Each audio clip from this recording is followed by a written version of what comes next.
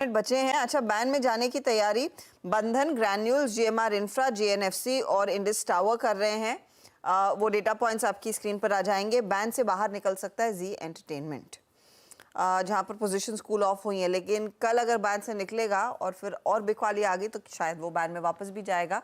और बाकी के एबीएफआरएल, डेल्टा कॉप, पॉलीकैप जैसे स्टॉक्स हैं जो अपडेट आपकी स्क्रीन पर है। चलिए मार्केट आपकी स्क्रीन पर लेकर आते हैं। शुरुआत धमाके के साथ हुई थी, बहुत ही बढ़िया सत्र दिख रहा था, लेकिन जैसे जैसे दिन चढ़ा है वहाँ वैसे वैसे तेजी कम हुई है और गिरावट बढ़ी है। 315 अंकों के नुकसान पर निफ्टी 50, 1.5% का नुकसान। उधर निफ्टी बैंक आज 2.25% करेक्ट कर चुका है। पूरे 1000 पॉइंट की गिरावट पर हम जाकर टिकेंगे। 1440 अंकों की गिरावट पर mid cap index, small caps में भी दबाव देखने को मिला। आज निफ्टी फाइनेंशियल सर्विसेज की एक्सपायरी का दिन था, तो वो इंडेक्स भी आपकी स्क्रीन पर आएगा और वहां पर भी आप देखिएगा तो पेन था ही, करीब 1.5% का नुकसान। एडवांस डिक्लाइन रेशियो बेहद नेगेटिव रहा है। आज गिरने वाले शेयरों की संख्या कहीं ज्यादा है बढ़ने वालों की तुलना में।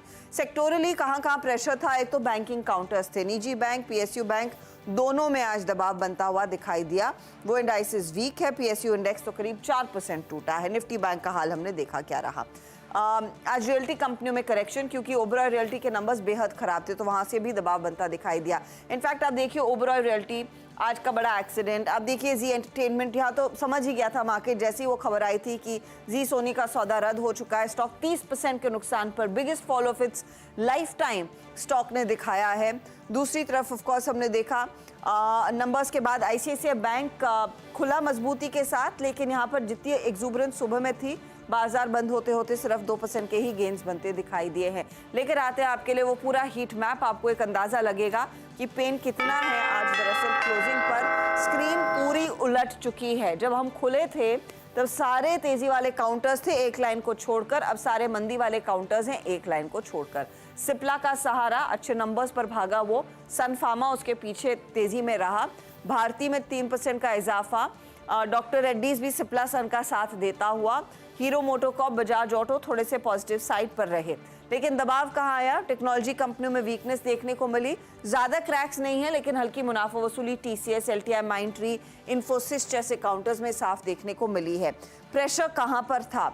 आईटीसी नियरली 2% का करेक्शन दिखाता हुआ, 2% पूरा टूटा है रिलायंस इंडस्ट्रीज का शेयर। एलएनटी में हमने देखा आज 2-2.25% तक की गिरावट देखने को मिली है। वहीं आप देखिएगा इंडसइंड बैंक 6% के नुकसान पर।